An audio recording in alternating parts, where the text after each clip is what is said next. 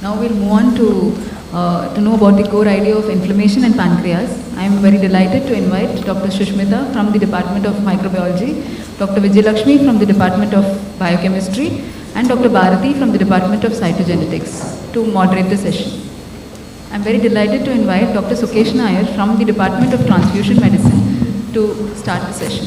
Thank you very much for the invite.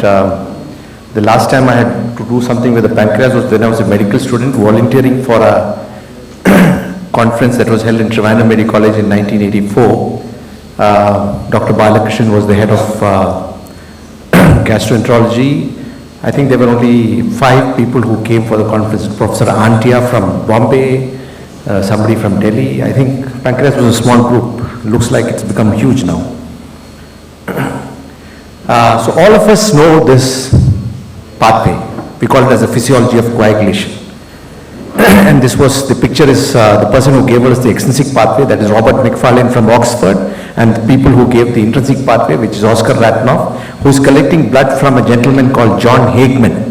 And this gentleman did not have any factor 12. And that's how he came across this pathway. These pathways were published in 1964, one in Nature and one in Science. And one of them called it as waterfall theory of hemostasis, the other one called it cascade. Looking at the picture, probably you would want to guess which is waterfall and which is cascade, but I guessed it wrongly because extrinsic pathway was the cascade and the intrinsic pathway was the waterfall. Now thing is, we learn this when we are medical students, while doing physiology, while doing pathology, while doing medicine, pediatrics. Every specialty learns about this, but is this physiology? This actually happens when there is a pathology. What is physiology is clot should not form. So when a clot forms correctly, it is to stop bleeding. So when you talk about physiology, it is normal. That is where clot is not formed. So endothelial works very hard by maintaining the subendothelial integrity, not exposing the collagen, the prostacyclin, the nitric oxide, which prevents coagulation, the tissue factor, which is well hidden inside the cell membrane in the phospholipid bilayer, the normal von Willebrand's factor homeostasis, where it is not going to activate anything in the blood, resting phase of platelet, where all the anionic phospholipid which can activate coagulation anywhere is inside the cell membrane and not outside. Natural anticoagulants like antithrombin, tissue factor pathway inhibitor, protein C, protein S, they are active most of the time physiologically. Then you have, even thrombin can be an anticoagulant because it activates protein C to activate protein C, the fibrinolytic system, etc., etc., etc. That is physiology. What is this is actually pathophysiology when bleeding or something abnormal happens. So this is actually the pathophysiology of coagulation. So I'll tell you a story about a 45-year-old lady who was many years back referred to us because this patient was posted for coronary bypass surgery, and she was found to have an APTT of 113 seconds, which is normally seen in patients with hemophilia. Reference range of APTT is around 25 to 35 seconds. So referred to us. APTT we know is the time taken by a recalcified citrated plasma to clot in the presence of contact activation by silica, and it looks at the intrinsic pathway 12, 11, 9, 8, 10, 5. Of course 10, 5, prothrombin and fibrinogen are part of prothrombin time too. So the screening test for hemostasis will be platelet count, PT, APTT, and in this patient only the APTT was abnormal, PT was normal, platelet counts were normal, and mixing studies indicated that there was a factor deficiency. Now obviously we're looking at the intrinsic pathway factors, so when we did the factor assay, we found that her factor 11 was absent. In the old days, factor 11 deficiency, severe deficiency of factor 11 used to be called as hemophilia C. So now obviously she doesn't have any, and she's 45-year-old. Again, coming back to screening tests for hemostasis, we have these tests, but there is one important test that is probably the most important in the field of hemostasis, and that's history. This lady did not have any history of bleeding, one surgery, and the last challenge was 22 years back when she had a full-term normal delivery and she did not bleed at all. So obviously there was something wrong here. If there is no factor 11, why is she producing a clot? She is obviously producing clot. And John Hageman, who the picture you saw, actually the picture was taken 1 week before he died of massive pulmonary embolism after a train accident. And before that he had 2 episodes of deep vein thrombosis, never had bleeding. So I have got a 45-year-old lady who doesn't have factor 11, never bled, including challenges, and John Hageman, who also never bled. So there was something wrong with this pathway. And we also know that hemophilia A and hemophilia B are severe bleeding disorders. But why should they bleed when they have a normal extrinsic pathway which can produce a clot? So these questions started, the answers started coming in the early 80s and mid 80s. One was that tissue factor, the common path, the extrinsic pathway can activate factor 9 in addition to factor 10. And then came the discovery of a very important protein called tissue factor pathway inhibitor, which protein gets activated when little bit of factor 10A is produced by the extrinsic pathway. And once that activates TFPI, it comes and blocks the extrinsic pathway. So that means there is no more contribution of production of 10A or thrombin from the extrinsic pathway. And then you have the new theory of hemostasis, which is cell-based theory of hemostasis. That is, hemostasis happens on the surface of tissue factor bearing cells, endothelial cells, monocytes, leukocytes, platelets. And they came out with 3 steps: initiation, amplification, and propagation. Initiation is when injury happens, tissue factor is released or probably exposed because the cell membrane gets disturbed and the tissue factor is exposed. It combines with factor 7A and converts a little bit of factor 10 to 10A, and then 10A will convert a little bit of prothrombin to thrombin. This thrombin is not going to do any clotting at all, but what this thrombin does is it activates the platelets. Now this platelets, when they get activated, they have a lot of anionic surface, platelets on the surface. It activates factor 5, which is inside the platelets. It activates the factor 8, which is bound to von Willebrand's factor inside the platelets. So because of factor 5A production and factor 8A production, it allows the formation of 2 important enzyme complex. That is based on the name of the substrate, 10 activated by 10, activation of factor 10 is 10ase complex, activation of prothrombin to thrombin is by the prothrombinase complex. Now this particular step can produce 100,000 molecules of thrombin, which is actually enough for clot formation. There is no further thrombin required. But just to make sure that it is 100,000 and not 90,000, the factor 11, which is inside the platelet, will also get activated, which will activate factor 9 and produce the 10ase complex and the prothrombinase complex to ensure that, yes, 100,000 molecules of thrombins are available for clot formation. So now, if you look at it, it's not different from the old pathways. The initiation is nothing but the extrinsic pathway. The amplification, nothing but the common pathway with 8 and 9 addition to that, and propagation, nothing but the intrinsic pathway, but no factor 12 at all. So you can see that there is no role for factor 12 in clot formation. And if suppose all the thrombin, 100,000 molecules of thrombin are produced at the end of amplification, propagation is not required because that excess thrombin is not required. So factor 11 may not be having a higher role in clotting. So sometimes if all 100,000 molecules are produced in the amplification, why need factor 11? And the sheer importance of factor 9 and factor 8. And the role of cell-based theory of hemostasis is that the cells help localize the clot formation.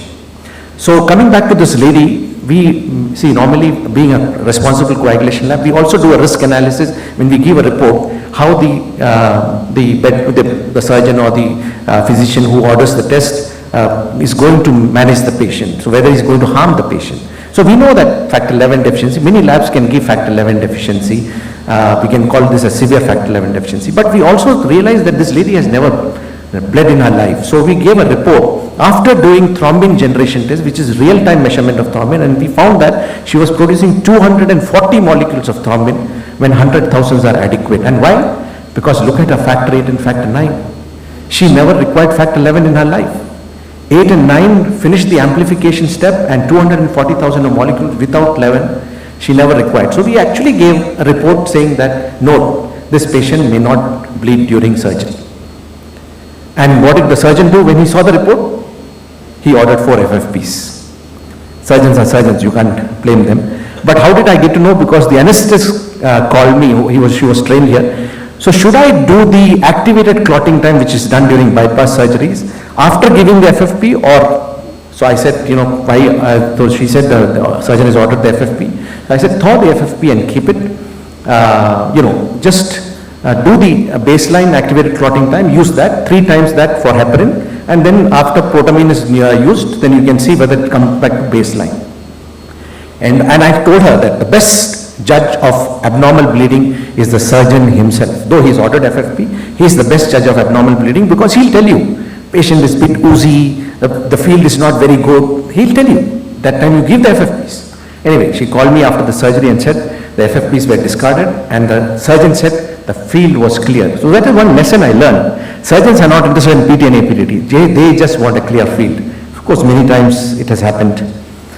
Now coming to this blood vessel where there is coagulation factors in circulation, including platelets, coagulation factors, they are all in active form. Just imagine if there is an injury, all these coagulation factors will flow out at the site of injury. Something has to hold these at the site of injury to help clotting. So just to amplify that, there is a platelet which is being carried away by the flow of blood. Though collagen is exposed, something has to hold it. Something has to hold these platelets at the site of injury, and that is done by the largest protein in our blood, which is the von Willebrand's factor. One moiety of von Willebrand's factor is 2050 amino acids compared to alpha and beta globins, which is only 140, 141, 146. Now, and von Willebrand's in circulation is always in the multimer of 20 to 40. So it's a huge protein, but it's rolled up because the active part of von Willebrand's factor is inside the roll, because if it is exposed, it will start binding the platelets, activate the platelets, which happens in a dangerous condition called as TTP.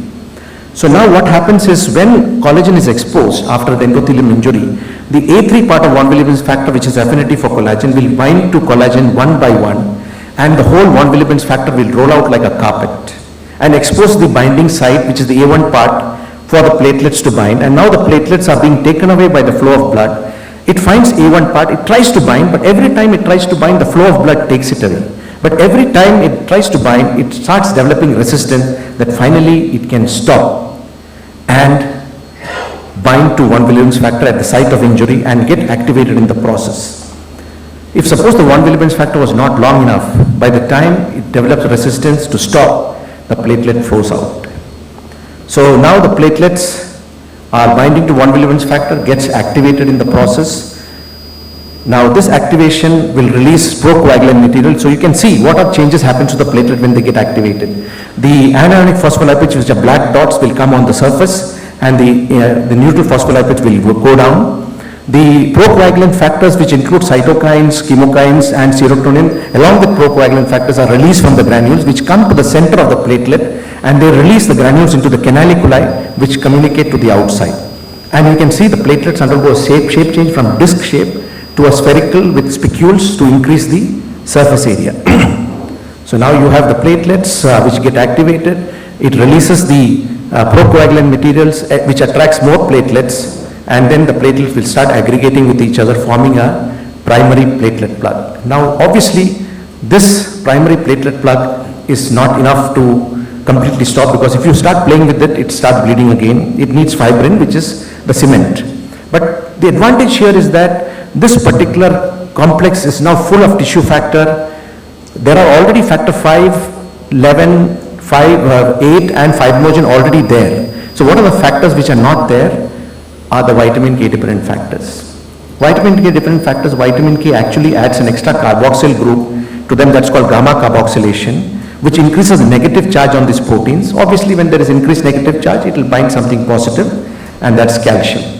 Now calcium will bring a huge positive charge to these proteins, which will bind to something negatively charged, and that is basically the anionic phospholipid, which are only present on the surface of activated platelets, not just platelets.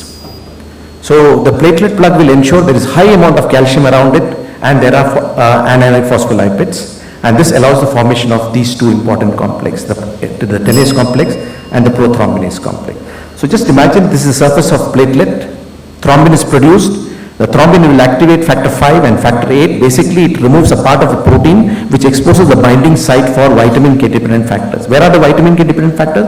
They are circulating. But now there is a lot of calcium and anionic phospholipid on the surface. So randomly they'll come and sit on the surface of the platelets. When they come and sit on the surface of the platelet, they find something is attracting them. And you can see that they go to the binding site, which brings factor 9A to 10 allowing the reaction to happen, activating factor 10 to 10A. Now 10A will lose its binding site because that's removed to factor 8 and will get attracted to factor 5A. And it will form the prothrombinase complex, releasing the material from factor prothrombin when thrombin is produced, and thrombin moves away from factor 5 and converts fibrinogen to fibrin. Obviously inside the blood it happens at 1 million times the speed. So as far as inflammation is concerned, this is normally what happens when there is injury. Just 2 slides. You must realize platelets has a lot of anionic phospholipid, lot of microparticles are only anionic phospholipids. It has granules which can be released, which I showed you. It also allows the addition of to activated endothelial cells even without von Willebrand's factor. And at this particular point, it actually attracts even the leukocytes and monocytes, like neutrophils and monocytes, and allows the formation of net formation.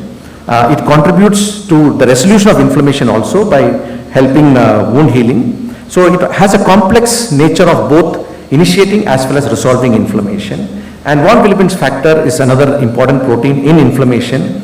We know that it gets elevated in endothelium because when endothelial inflammation happens or activation happens, because it's produced by the endothelium, stored and released by the endothelium. But interestingly, the liver endothelial cells do not have von Willebrand's factor. They do not release. Their only job is to remove von Willebrand's factor from the blood, which is called clearance. That's why in liver disease, the von Willebrand's factor goes up because the clearance is decreased. In pancreatitis, it is because of inflammation that the von Willebrand's factor goes up.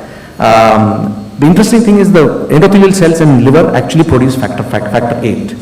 So along with ADAMTS13, it can be a prognostic marker. Von Willebrand's factor can be a prognostic marker in sepsis, diabetes, stroke, and myocardial infarction.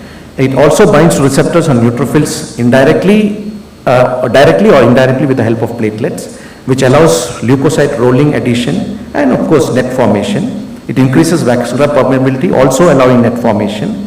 And it also leads to a von Willebrand's factor length where strings of platelets are formed, and ADAMTS13 being low will not prevent that, and that leads to more thrombi and worsening of inflammation, especially in blood vessels. Thank you very much.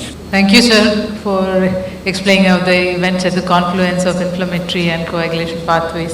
And there are so many questions I have, but maybe we can, I can discuss with you outside. Yeah, we at the end of the last, yes, sir. Sir, excellent talk. Thank you. I'm a gastroenterologist. Do you have anything to say about platelet and HLH? See, the thing is, HLH is an overall inflammatory scenario, and platelets are definitely part of it. Even if it's thrombocytopenia is there, it can definitely contribute to HLH through all these mechanisms. So, coming to a platelet-derived factor versus macrophage activation. Yeah. Where do you put a platelet? See, anything which we are just thinking to target the things. Yes. So we don't have right now any better target for macrophage activation. So anything which is culminating, so very complex phenomena going in the blood, and you have explained very simplified way. So thing is, platelets in HLH will be primarily through microparticles, platelet microparticles. And I think targets are being focused at many microparticles, not only platelet microparticles, even endothelial microparticles. So that will be the main focus for them. But there are a lot of people focusing on von Willebrand's factor as a target to overcome all these issues. Yes, plasma exchange is one of the things which you have a von Willebrand factor clearance. Thank you, sir.